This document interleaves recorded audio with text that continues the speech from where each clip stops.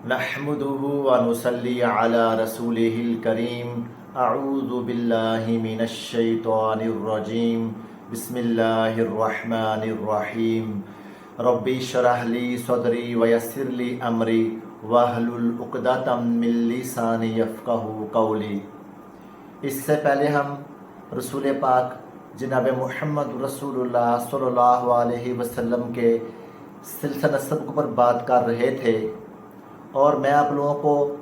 ان ناموں کے بارے میں ڈیٹیل سے بتا چکا ہوں کہ کس طرح رسول پاک جناب محمد رسول اللہ صلی اللہ علیہ وسلم سے لے کر یہ سلسلہ نسب جو ہے یہ آدم علیہ السلام تک پہنچا۔ آج آپ لوگوں کو میں رسول پاک جناب محمد رسول اللہ صلی اللہ علیہ وسلم کا جو آبائی قبیلہ تھا، جسے ہاشمی قبیلہ کہتے تھے، جو بنو ہاشم کے نام سے بھی مشہور تھا، اس کے بارے میں مختصر سا بتانا چاہوں گا انشاءاللہ۔ تو مورخین نے جو تاریخی کتابوں کے اندر لکھا ہے، تو وہاں سے جو مجھے مواد ملا اس میں میں نے یہ پڑھا کہ قریش کے دو بڑے قبائل تھے، بنو عبد مناف اور عبد الدار۔ یہ جو دو قبائل تھے، ان کی آپس میں عہدوں کی جو ہے باہمی اصلاح کے ساتھ عہدوں کی تقسیم ہوئی، تو انہوں نے یہ مشورے میں کے اندر یعنی یہ طے کیا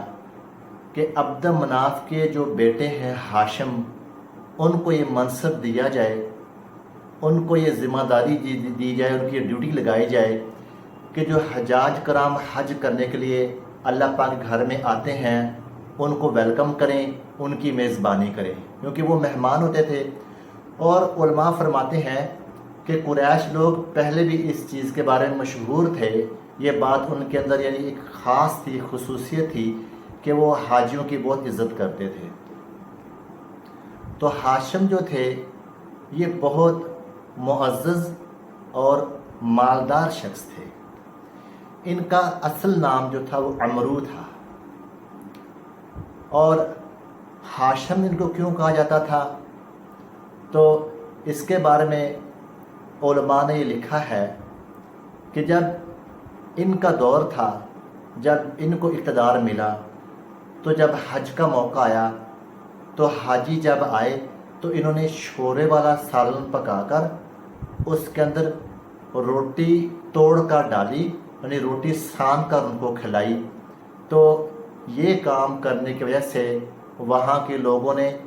ان کا نام ہاشم رکھ دیا، ہاشم کے لقب سے ان کو پکارنا شروع ہو گئے۔ تو علماء فرماتے ہیں کہ ہاشم کا مطلب ہے توڑنے والا، یعنی روٹی توڑ کر شوربے کے اندر ڈالنے کی وجہ سے ان کو ہاشم کا لقب ملا، اصل نام ان کا عمرو تھا۔ تو ہاشم جو تھے ان کے 4 بیٹے اور 5 بیٹیاں تھیں، ان کے نام میرے پاس ہیں، میں آپ لوگوں کو بھی بتاتا ہوں انشاءاللہ۔ ایک بیٹے کا نام تھا اسد، دوسرے بیٹے کا نام تھا ابو سیفی، تیسرے بیٹے کا نام تھا نضلہ، اور چوتھے بیٹے کا نام تھا عبد المطلب۔ اور بیٹیوں کے نام یہ تھے شفا، خالدہ، ضعیفہ، رقیہ اور جنہ، یہ ان کی بیٹیوں کے نام تھے۔ تو ہاشم وہ پہلے شخص تھے کہ جنہوں نے یہ رول بنایا تھا کہ گرمی اور سردی کے اندر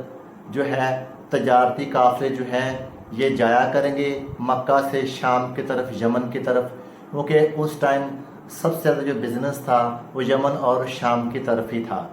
تو ایک ان کی زندگی کا چھوٹا سا واقعہ ہم لوگوں کے سامنے بیان کرتا ہوں۔ تو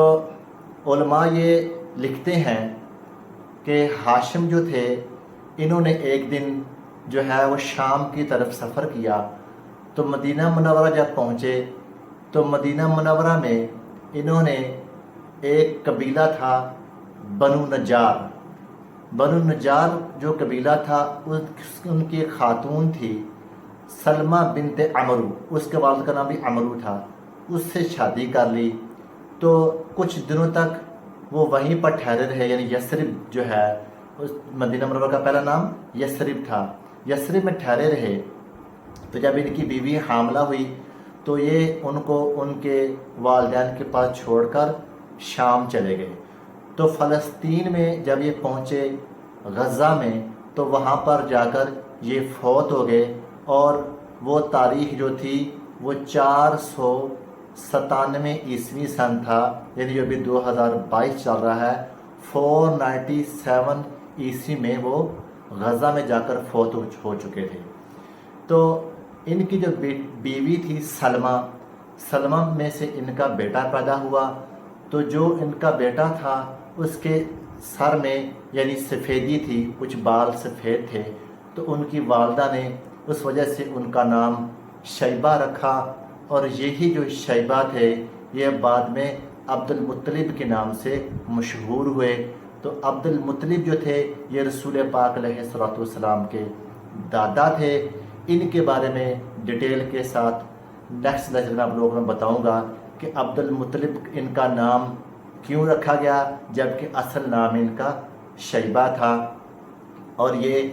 ہاشم کے بیٹے تھے، اور بعد میں یہ مکہ معظمہ میں آئے اور انہوں نے آ کے یہاں پر منصب کو سنبھالا۔ اس کی ڈیٹیل آپ لوگوں کو میں نیکسٹ لیکچر میں بتاؤں گا انشاءاللہ۔ السلام علیکم ورحمۃ اللہ وبرکاتہ۔